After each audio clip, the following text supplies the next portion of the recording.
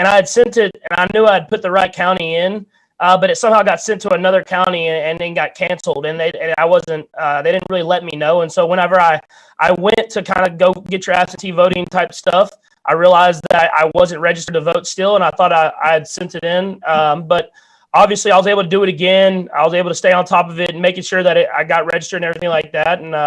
And now being able to be a registered voter, I plan on using my voice and going out there and doing that. And that was just the follow-up, Patrick.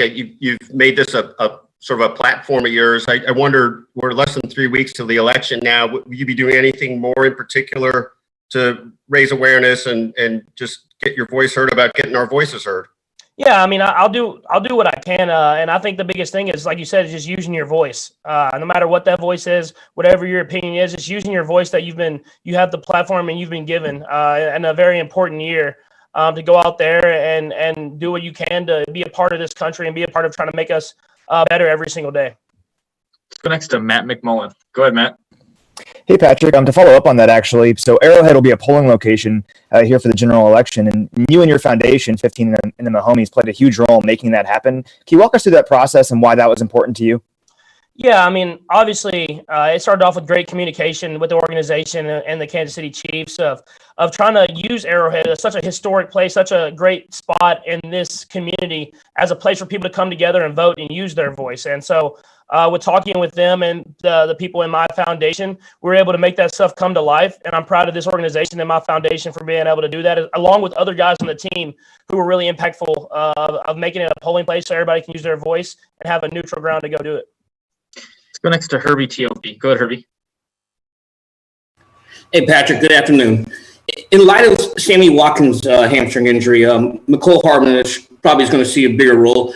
How better equipped is he, in your opinion, to handle it this year compared to last year when he had to fill in? I mean, obviously he's got more and more experience. I thought he did a pretty good job last year when he filled in for Tyreek and for, I think it was Sammy at some points. So he's a guy that's ready for the challenge. It's about stepping up and being prepared, and you know what he can do when he gets the ball in his hands. So it's about just making sure that he's prepared and ready to go, and I'm sure he will be. Let's go next to Adam Teicher. Go ahead, Adam. Hey, Patrick, a couple things. First of all, a lot of the numbers will show that you all are better offensive team when Sammy's on the field than when he's not. I was wondering if there's some things that he does that maybe don't show up in the stat sheet that make you guys a better offensive team. And the second thing is, I was wondering if you had any kind of recruiting pitch for Le'Veon Bell. Well, the first part, I mean, obviously, having Sammy out there is a huge plus. I mean, he's someone who does everything. I mean, he's able to catch and be explosive. He blocks very well. He gets other guys open, and whenever you have those type of playmakers on the field, defenses have to really take notice of that. And so that, I think that's why you see the subtle differences in the production and stuff like that. But you're hoping guys can step up like McCole and Pringle and all these other guys and make up for some of that production. And then with the Le'Veon thing, I leave that stuff up to Veach and them. Obviously, a tremendous player, someone that can do it all, catch the ball, run the ball. But I let Veach and them handle everything like that, and then when whoever's in this locker room, we make sure they're ready to go and make plays on Sundays. Let's go next to Seren Petro. Go ahead, Seren. Patrick, two things real quick. One, whatever happened to the competition that was going to happen between you and Josh Allen and who could throw the ball the furthest? Did that ever come about, and will it ever come about? And then as a follow-up, this was kind of a unique one where you could actually sit back and watch their game. And I'm just curious what you do when you got your next opponent and you get a chance to sit, and do you take in the whole game? Do you take notes? What do you do when watching? Yeah, the first part of your question, I mean, obviously with the COVID situation going on this offseason, we weren't able to get anything like that going. And I mean, we'll see what happens in the future. I mean, I'm usually in Texas. He's usually in California. So we'll see. We'll see what happens with that in the future. But I'm always up to any challenge and everything like that. And so and then the second part of your question, will you ask it one more time for me, please? Sorry. Yes. Just what getting a chance to watch the Bills, like get an opponent. You know, usually you guys are always playing at the same time. You don't get a chance to get that extra look at them. I'm just curious what you do when you do get that opportunity. So yeah, usually in the games, I don't necessarily watch the other offense that much, other than just trying to see if we're third down, fourth down, or whatever's going on in the game. I'm usually focusing on what we're trying to do the next drive or the next series or later on in the game, or seeing what the defenses gave to me in the previous series. But I've had a chance to watch their offense a couple of times, just playing similar opponents like the Raiders and other teams, and so I was able to see them, and they're very, very good offense that does a lot of great things, and Josh is playing at a very high level. Let's go next to Sam McDowell. Go ahead, Sam.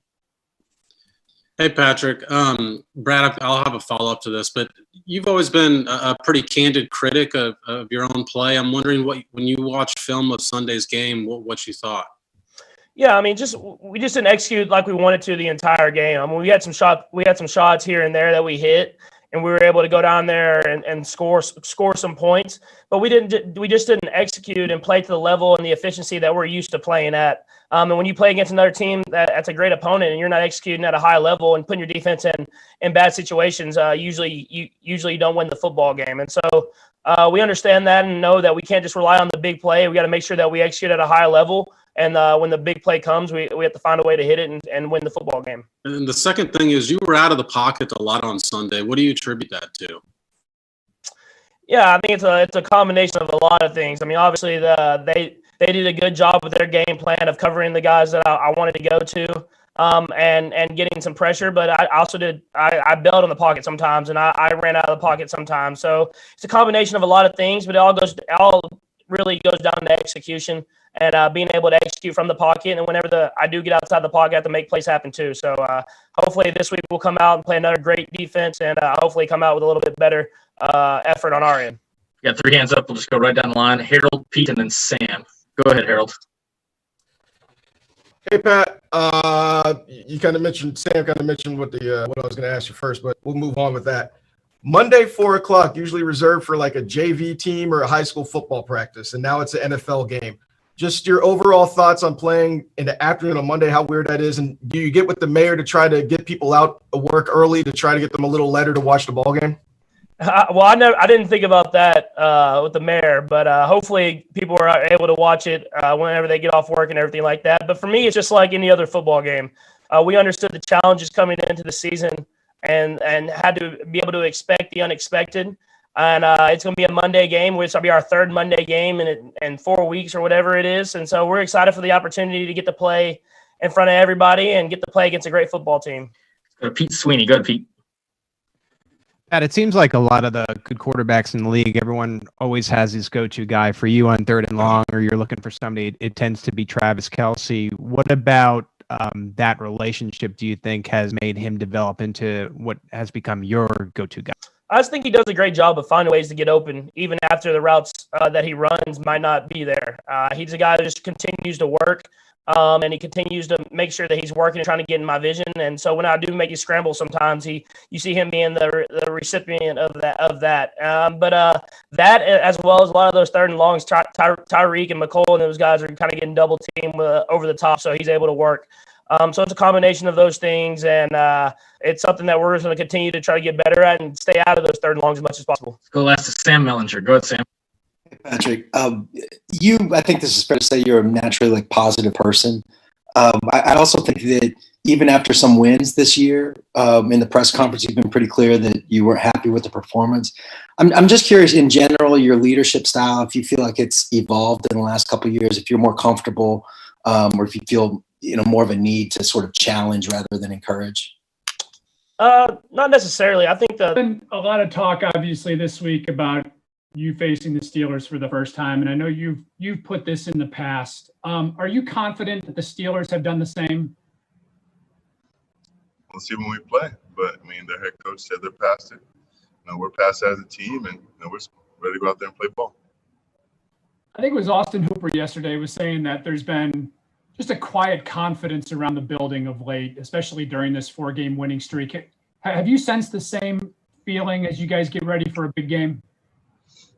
I do feel that. The guys aren't rah-rah. We're not singing our praises. We're just going out there one Sunday at a time, making a name for ourselves. And that's how the good teams do it. Thanks. Thank you, Tom. Jay Crowder, you're up. Miles, do you have any expectation from what you'll what you'll see from the fans that'll be there? I mean, with the Browns, I expect to get booed, especially when there's any fans in the stadium. So let's go out there and do it like we would against any team. Marla Reiner has the next question. Yeah, Miles, I'm sure the Steelers are going to try to like bait you maybe. I mean, are you prepared? Do you feel like you've learned a lot about that, in the past few months? Just play within the whistle. Don't be worried about what they're doing to frustrate or knock us off our game. But I think they're gonna play a clean, fair game, and we're gonna do the same. What's it going to be like to be, Ben's really getting rid of the ball quickly. What's it going to be like, trying to get to him is there a fine line where you don't want to jump off sides, but you got to, really be on point? Nah, get off is the main thing, but it's not the only thing. So, I mean, we'll get our chances where he'll hold on to the ball a little bit more, or we'll confuse him and have him looking at our coverage instead of us, and try to get the ball out on him. But we'll have opportunities, and we just got to make sure that we're there when he tucks it or he pumps it. Thank you. Thank you, Marla. Tony Grossi, you're up. Hey, Miles. On the night you were drafted, you showed a amazing awareness that Ben was the nemesis of this franchise, and you joked that you're coming to chop him down. Now, because of circumstances, you've only been involved in 3 games with Ben, and he is 2-0-1 in those games. So do you look at it as unfinished business to chop him down and just defeat him before he retires? I feel like I've gotten him a couple times personally, but us as a team, we got to pick it up and get some wins in their house. We got some confidence going in, and I know they're confident with the record that they have, and it'll be a good AFC matchup. So I believe in the guys we have in our room. I think we can beat them. And it looks like one of the improvements in your game this year has been to amp up your pass rush while still staying within the rules. You've been very disciplined, haven't drawn a personal foul. Even some of those were flimsy on you in the past. But how much effort or work or concentration have you done in the off season and in the season to avoiding those cheap personal foul flags? Just trying to, not leaving the refs' hands. Sometimes I feel like they thought it was an iffy call, and I don't want to have them thinking that I'm trying to pull them down late or whatever I'm doing. I'm trying to take him to the ground cleanly. If he's falling out, try to fall to the side, or he falls on me, or whatever it is. Not allow them to take away a big play from us. Thank you. New York, your line is open. Hey, Miles, good to see you. I'm just wondering if you think heading in that, if emotions run high, you're ready for that, ready to handle it in the best way possible, and if you're bracing for the need to do that. I'm just ready to play, between the 6 seconds that the average play lasts. So after that, that's on them. Walk away from any situation that we have, and whenever we're about to snap the ball again, I'll be there. Do you think that with only like 5,000 some fans there, that it'll be easier to keep emotions in check? You won't feel that atmosphere as much? As a football player, you're not supposed to let the atmosphere affect you. I feel like that's how you are as an athlete. You're going into either a home crowd or a away crowd.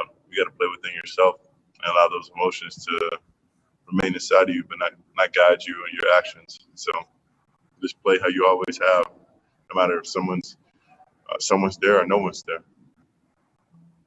Mary Kay Cabot, you have our next question.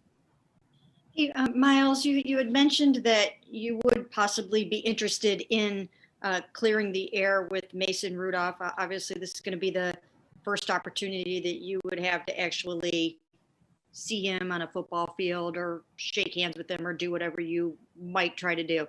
So I'm just wondering, have you thought about, will you possibly try to approach him maybe before the game and say anything? Haven't thought about it. Focus on how I'm gonna get to Ben, but I'll cross that bridge when I come to it, whether that's down the road or whenever we see each other. I'm focused on our game plan and getting the win. That comes secondary. Thank you. Thanks, Mary Kay. Jeff Shadell, you're up. Hey, Miles, I was wondering, all the attention teams are paying to you to try to stop you from getting the quarterback. What does that do to free up some of your other teammates now, especially got Larry back? I mean, provides one-on-ones. When they're sending a tight end chip, halfback chip, they're sliding the line towards me, or they got the guard waiting on me. Someone's open. Someone's either free or they have a one-on-one. That's what football's all about. It's winning your one-on-one in every position. So we know we have the guys capable of doing that. So that's what Sunday will be about. Scott Patrick, you have our next question. Hey, Miles, I know for a while now you said that you've moved past last year's incident. I'm just wondering, is it tougher this week, given that it's Pittsburgh week for the first time? No, it's just playing ball. They're just a AFC matchup, so that gives it more credence than anything. Other than that, it's just another ball game. And a couple of weeks ago before Dallas, you said that was a litmus test. And then I know the Colts were another good matchup. But the Steelers at their place, 4-0, does this feel like, I don't know, the biggest litmus test you guys have faced yet? This would be a defining game for both of us. So, how the rest of the season will play out will probably be resting on this game because of how much important it plays for what will be out in the division and who will fall. Thank you. Daryl Ryder, you're up. Hey, Miles, I got two questions for you. First, what did the Browns' support for you during the whole ordeal mean to you, and how much did that help you move past? I mean, it meant a lot.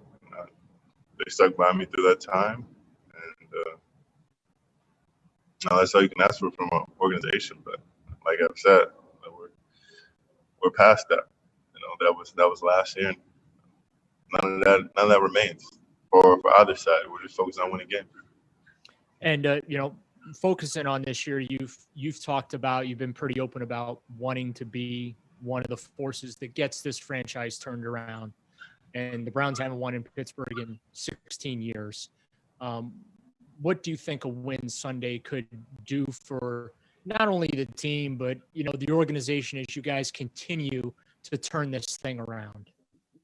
I think it definitely energize the fans here and the franchise. Seeing that they're a team that's ranked ahead of us right now in the AFC and in most rankings. So we get a win there. That most people give us some respect. This year as a legit team across the league, and from then on we have to prove it week in and week out. It doesn't stop then. Marla Ridenour, you're up. I just wanted to ask one quick thing about Larry. Coach Kiffin just said Larry is kind of the guy that holds this thing together. Do you think he's almost, just his value? Can you speak to that? I would assume you might agree. Yeah. He's our best run defender. He's one of the most hardworking guys, passionate. He's a vocal leader. He also leads by example. I love how he plays. I came in with him, and I'm happy to have him on my side. It'd be tough seeing him work with somebody else making those big plays, and so he's a dog, and it's just it's a blessing he landed on the Browns with me. So it has to be big for you, a big boost to have him back for you. Absolutely. No. Week for you, considering how much you played and started, that there's really nothing, there's not a newness to it? Yeah, obviously I've been used to starting, for the last 9 years, and so my role was a little different for these, first 5 games, being behind Dak, but now it's like it's getting back to basically how it was for me. And so, I know how to prepare. I know I've got a routine that I've been used used to that I've done that I feel like has worked really well for me. So, there's not really a whole lot that new that I'm trying to figure out. Just because I've got the experience of doing this for a while. Can you take us through that routine and what it is?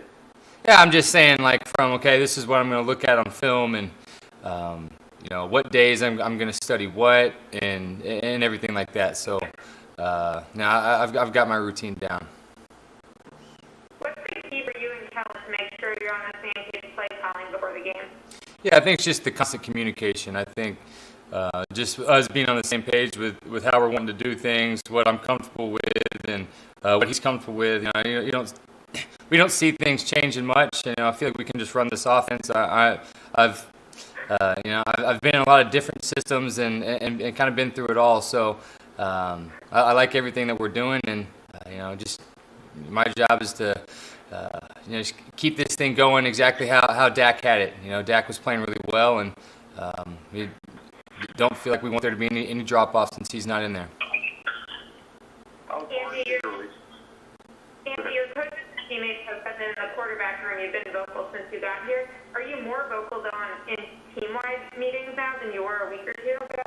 Yeah, I feel like I've been the same. I feel like whenever I feel like I need to present something or bring something up, I do it. I did it before, even when I wasn't playing, just to make sure that everybody's clear on everything. And so, for me, I feel like I'm being the same guy that I was.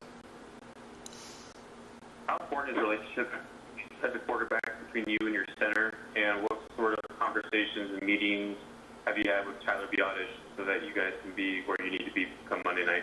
Yeah, I think it comes down to just the communication with everything, making sure we're on the same page, making sure we're seeing things the same. And so, Tyler's been great ever since he got here, and so we've had some good meetings, good conversations, and we'll be ready to go on Monday. Do you meet separately with your offensive linemen? Do you meet separately with your offensive linemen in like a players-only type setting, just from an ownership standpoint? Is that part of your routine? Yeah, we've met as a group, and so we have time to make sure that we iron everything out that we need to. How much have you talked to them? And is that something that you want to make sure you're cut up, or do you have enough preparation from your years in the league that it's not necessarily necessary?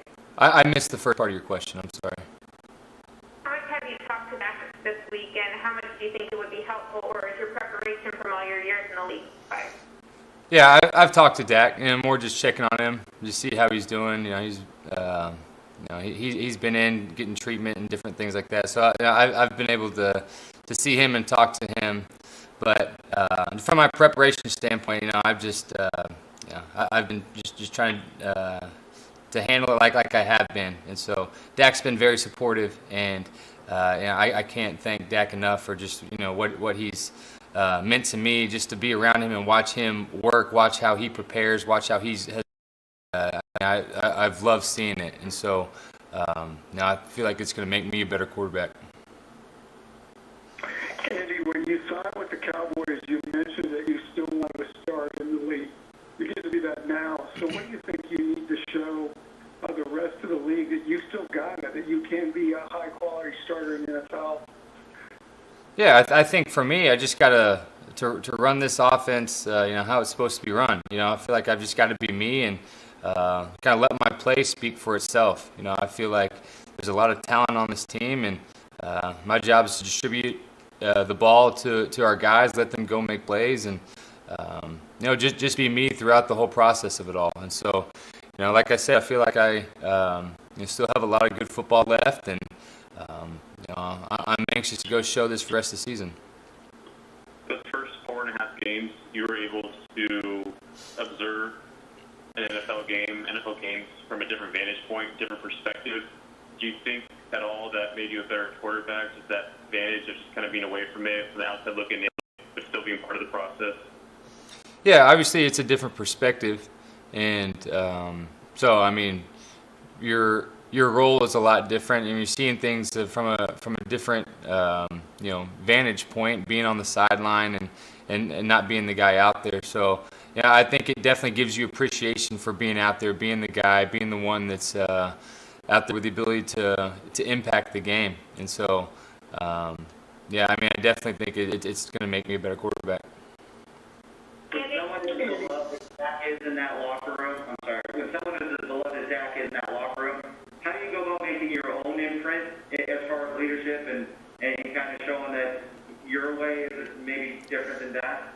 Yeah, Dak is, everybody has loved Dak. Everybody's loved the way that he's handled everything. And so, for me, I have to be myself. I have to build on what Dak has done here and just be me along the way.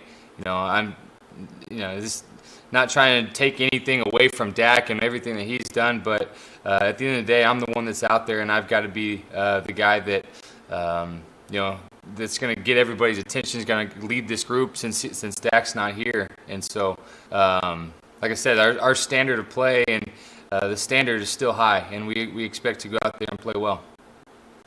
Andy, multiple of your teammates, when we asked them what you've been like this week, said, Andy's been Andy. Can you tell us in your words what that means?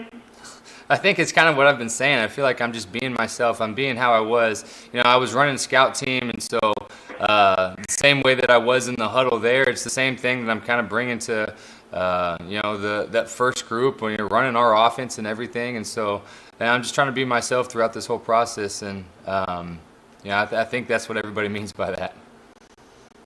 Andy, I spoke with your former TU teammate, Jeremy Curley, earlier this week, and he told me that throughout your guys' time at TCU, you played with a chip on your shoulder. And he told me that it goes all the way back to that South Lake Carroll game back at high school. My question is, do you play with that chip on your shoulder that needs to prove something, and where did it come from?